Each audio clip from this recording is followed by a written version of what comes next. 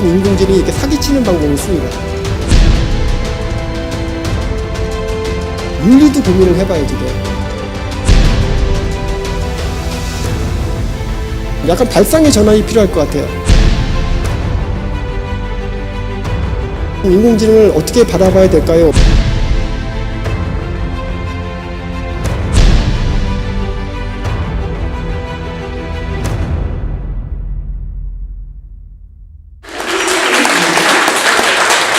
산업혁명을 뭐로 생각하시나요? 저 정의하는 게 좀 애매합니다. 핵심은 사실은 여기 나와 있는 그 세 가지 기술인 것 같아요. 그러니까 IoT라고 되어 있는 게 결국은 센서 기술이고요. CPS라는 게 뭐 사이버 피지컬 시스템이라고, 그 다음에 AI, 그 다음에 뭐 3D 프린터 이런 것들이 어우러져서 뭐 만물 초지능을 일으키는.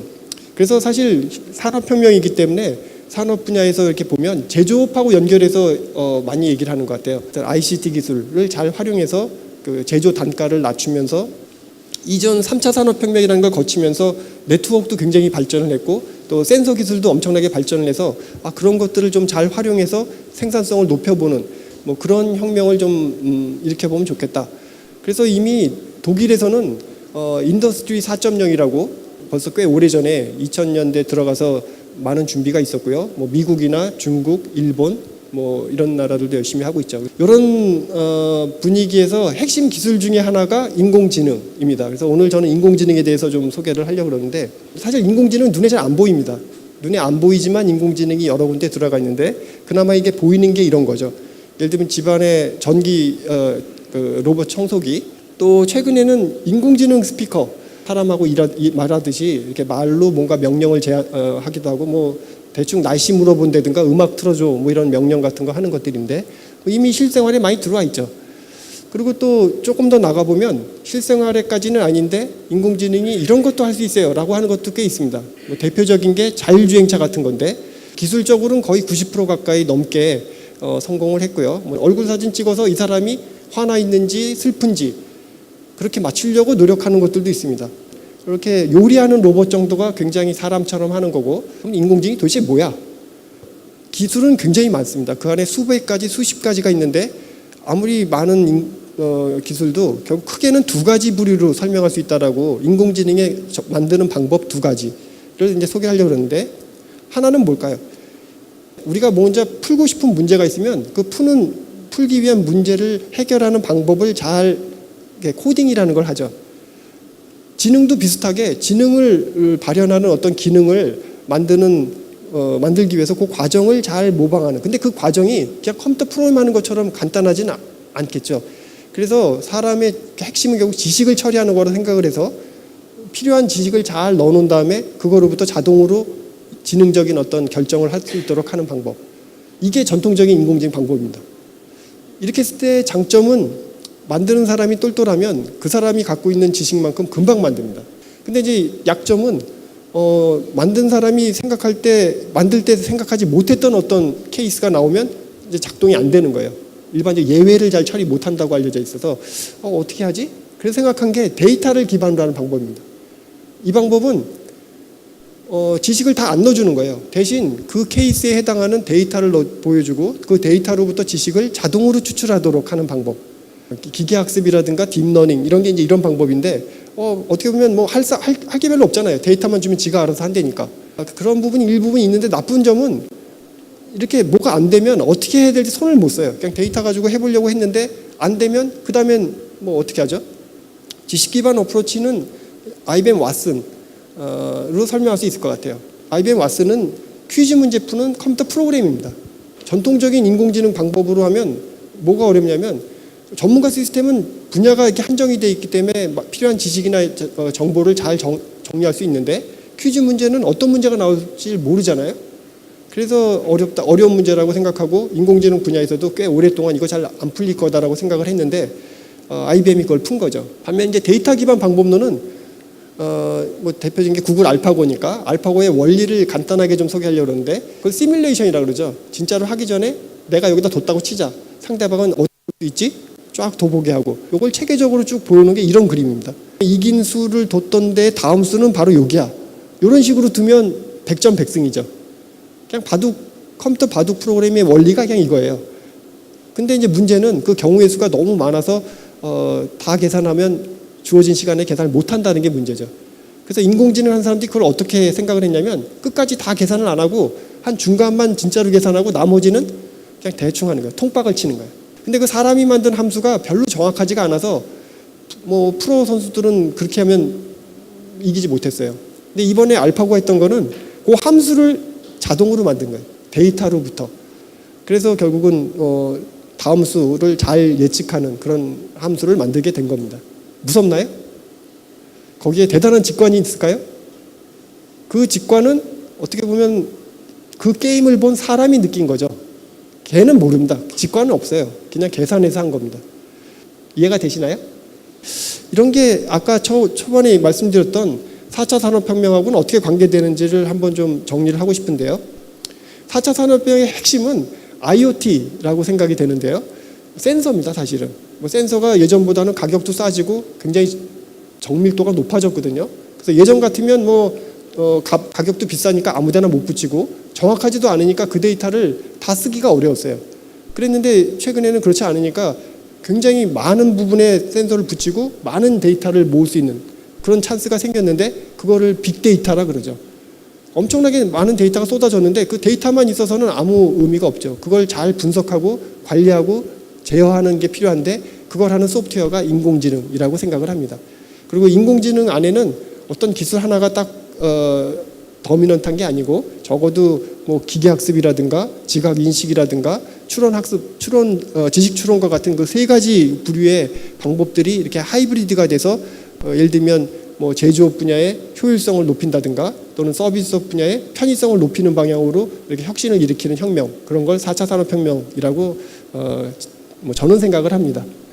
그런 인공지능이 도대체 어디에 이용될 수 있을까? 사실은 사람이 하는 일에는 다 써먹을 수 있을 것 같은데요. 뭐 예를 들면 사람이 하는 일 중에 주로 중요한 일이라고 돼 있는 게 의료라든가 법률, 그 다음에 뭐 금융 이런 거죠. 뭐 그 중에 좀 특이한 것 같으면 작년에 일간지에 보면 인공지능이 뉴스의 기사도 대신 쓰고 그 다음에 인공지능이 소설도 대신 썼다. 뭐 이런 얘기도 하잖아요. 얼마 전에는 미국 헐리우드에서 그 인공지능이 작성한 그 대본을 가지고 15분짜리 영화를 찍었다. 뭐 이런 얘기도 있었는데 결국은 결론적으로 나온 결과물이 사람이 한 거하고 유사하거나 더 나으면 인공지능 약간 그렇게 되고 있습니다. 인공지능은 결국 사람이 그러니까 전통적인 방법 가지고 잘 안 풀리는 문제를 사람이 하는 걸 모방해서 풀어보는 그런 학문이라고 저는 생각을 하거든요. 그래서 이제 그런 방법들을 연구를 하고 이제 사람이 못 푸는 문제가 뭐가 있나, 뭐 문자 인식 같은 것도 있었지만 예를 들면 컴퓨터 사용하는 로그를 쭉 분석해 보면 이거 해킹하는 거네, 아니네, 뭐 이런 것도 일정 부분 판단이 가능하고 또 유전자 정보를 쭉 분석해 보니까 이 사람 암에 걸릴 것 같아, 안 같아, 이것도 90% 맞출 수 있습니다. 약간 좀 무서운 일이기도 한데 내가 아무리 수도자적으로 생활을 해도 유전자에 들어간 정보를 분석해 보면 그렇게도 된다 그러고 뭐 지문 인식, 뭐 로봇 쪽도 저희가 계속 좀 하고 있고요. 이제 그걸 하기 위해서는 공학적인 방법만 가지고는 좀 곤란하고 저희가 인지과학이나 또는 인지 심리학적인 그런 문헌이라든가 이런 걸 공부를 열심히 해서 이제 그런 것들 모델로 만들고 뭐 그런 짓을 했습니다. 그래서 이런 것들이 뭐 시장이 하여튼 엄청 크다. 뭐 그런 얘기들이 여기저기서 많이 있죠. 인공지능 시장이 뭐 6조 7천억 달러, 뭐 엄청난 뭐 상상하기 어려운 건데 뭐 정확하긴 저런 숫자가 어떻게 나왔는지 잘 모르겠어요. 근데 중요한 거는 뭐 자연적으로 그렇게 되든 의도적으로 그리고 몰고 가든 인공지능이 시장이 커지는 것만은 굉장히 분명한 것 같아요. 자동화의 극치라고 볼 수 있기 때문에 뭐 자동화되면 다 좋지라고 생각할지 모르겠는데 걱정도 되죠. 얘가 너무 잘 돼서 내가 하고 있는 일을 뺏으면 어떡하지? 뭐 그런 일자리에 대한 문제들을 고민하기 시작하는 것 같아요. 그래서 사실은 근데 그건 인공지능의 문제가 아니고 어떤 신기술도 새로 나오면 그 기술을 가지고 이렇게 업으로 삼던 사람들의 일자리는 일정 부분 침해해온 게 여태까지 역사였거든요. 근데 이제 이번에 더 심각한 거는 이게 약간 좀 소위 얘기하는 화이트 칼라 쪽 일도 위험하다. 뭐 이런 게 이제 문제인데 뭐 위험하다고 어떻게 하죠? 그거? 하지 말까요? 피하기보다는 미리 준비를 해야 된다는 게 제 생각인데 일단 당연히 축소되는 일자리가 있습니다. 예를 들면 매뉴얼에 입각한 직종, 대표적인 게 여기 그런 일 하시는 분 있을지 모르겠지만 뭐 콜센터라든가 뭐 텔레마케터 이런 쪽에 업을 하시는 분들의 일자리는 좀 줄어들 가능성이 높다고 하고요. 반면에 이제 확장되는 일자리도 있는데, 예를 들면 페이스 투 페이스로 이렇게 일을 하는 뭐 심리 상담사라든가 또 마사지 세라피스트 이런 쪽은 오히려 좀 일자리가 확장된다고도 하고. 그래서 저는 사실은 뭐 약간 좀 긍정적으로 보는 편입니다. 결국은 이게 준비를 하는 게 중요한데, 일자리라는 건 계속 바뀌니까 그건 뭐 정부나 아니면 어떤 중앙 기관에서 또 미리 교육을 시키는 것도 필요하지만, 우리 각각 국민 사람들도 미리 좀 준비해서 교육을 좀 해놔야 되겠다는 생각을 하는데, 그게 잘 되면 결국 인공지능 때문에 사람들의 노동 시간은 줄어들 수밖에 없고, 근데 동일한 봉급을 받으면서 일은 좀 덜 해도 된다.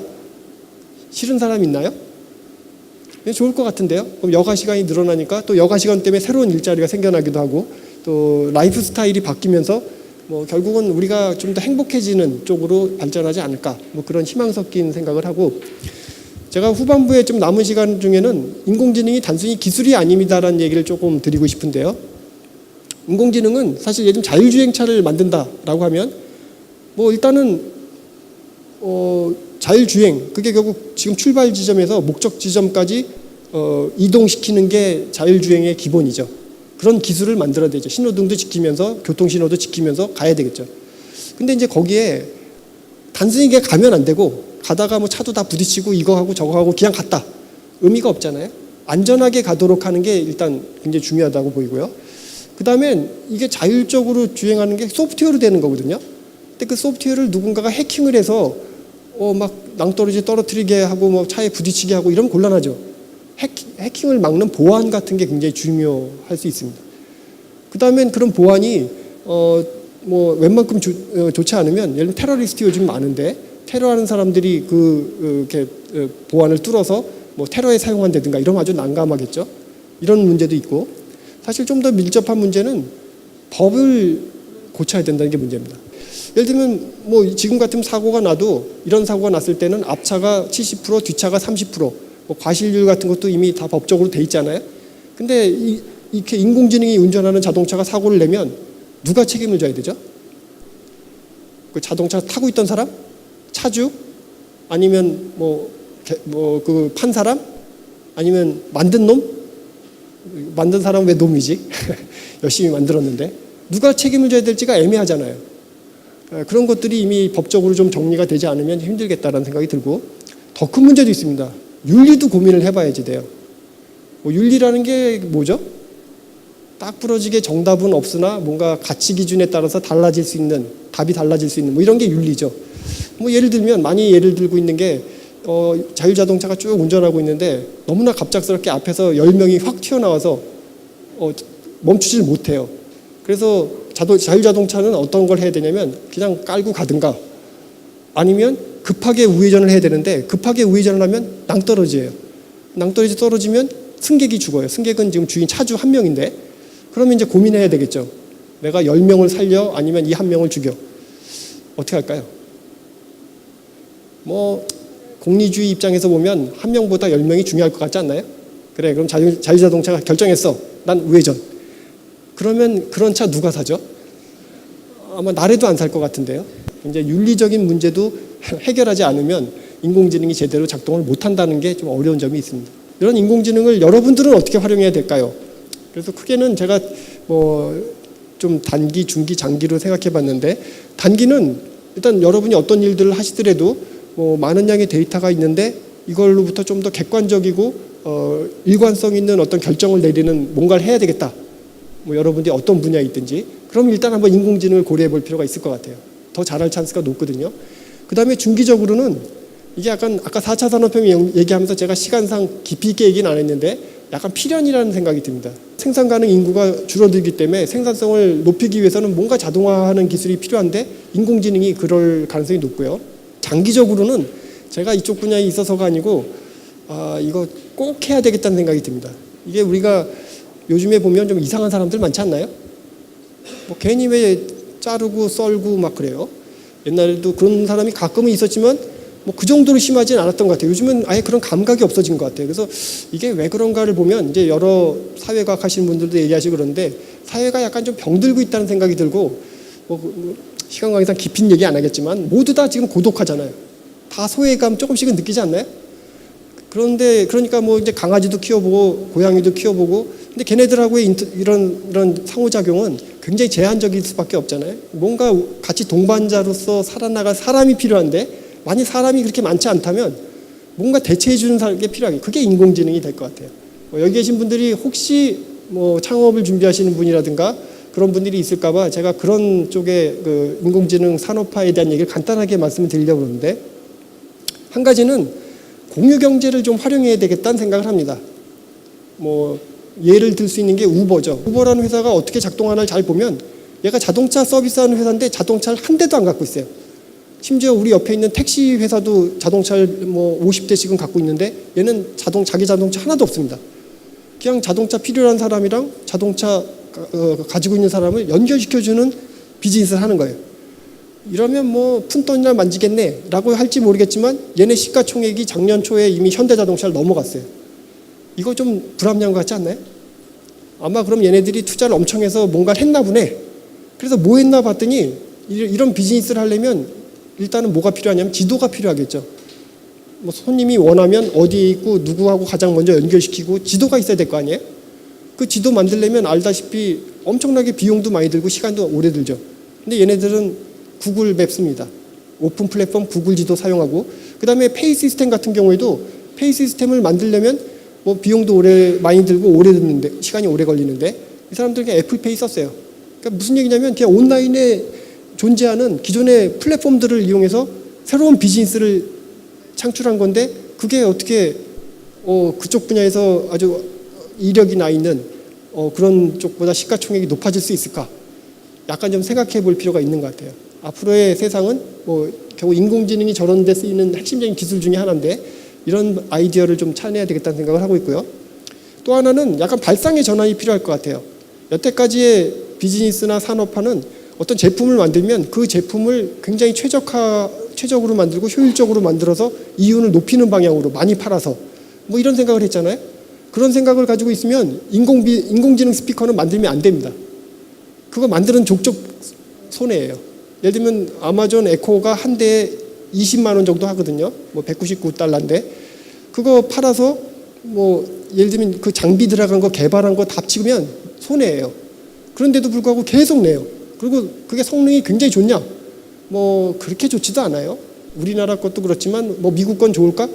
뭐 이렇게 음성인식 해보면 예전보다는 분명히 좋아졌는데 그래도 여러 번 해야 되고, 뭐 음악 틀어줘 아니면 뭐 날씨가 어때? 뭐 이런 거 정도 물어보는 거지 뭐 대단한 비서 역할도 안 해요. 그럼에도 불구하고 지금 경쟁적으로 이렇게 자꾸 만들고 있어요.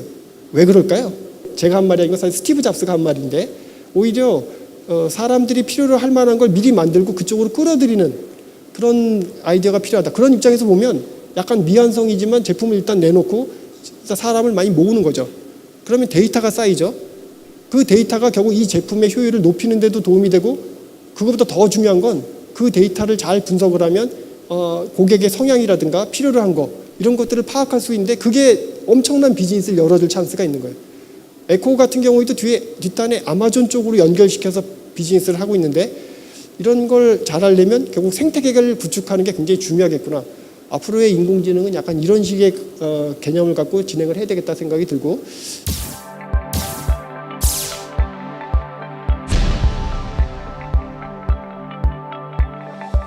인공지능 자체가 제품은 아니잖아요. 이커머스 그게 제품이죠. 그래서 그게 그냥 부속하는 어떤 액세서리라고 생각을 했고, 그거가 그렇게 크지 않았어요. 그게 붙었다고 제품이 뭐 그 가치가 확 높아지고 뭐 이러지 않다고 생각을 했는데, 최근에는 그게 약간 역전되고 있는 것 같아요.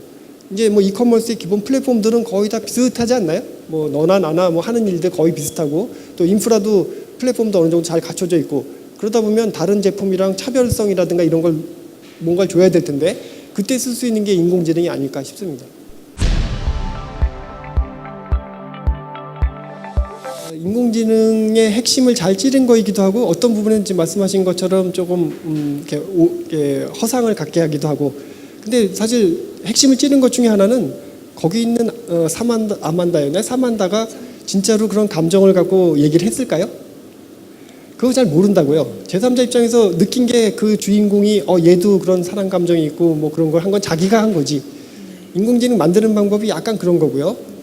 오늘 소개했던 두 가지 어프로치라고 얘기했던 거는 어떻게 보면 이거 있고 이거 있고 또 있고가 아니고 여기 엄청나게 많은 방법이 있는 걸 그냥 대별해서 이렇게 두 가지로 이렇게 합니다. 원리는 대충 그런 원리를 가지고 하는데 실제 나온 방법은 IBM 왓슨도 그렇고 제가 오늘 설명의 편의를 위해서 그냥 IBM 왓슨은 전자의 대표, 뭐 구글 알파고는 후자의 대표 이렇게 얘기를 했는데 실제 그 내부를 뜯어보면 그런 것들이 다 섞여 있어요. 머저러티가 예를 들면 IBM 왓슨 같으면 기반이지 그 안에 기계학습하는 파트 같은 것들이 들어있거든요. 그래서 그렇습니다. 수고하셨습니다.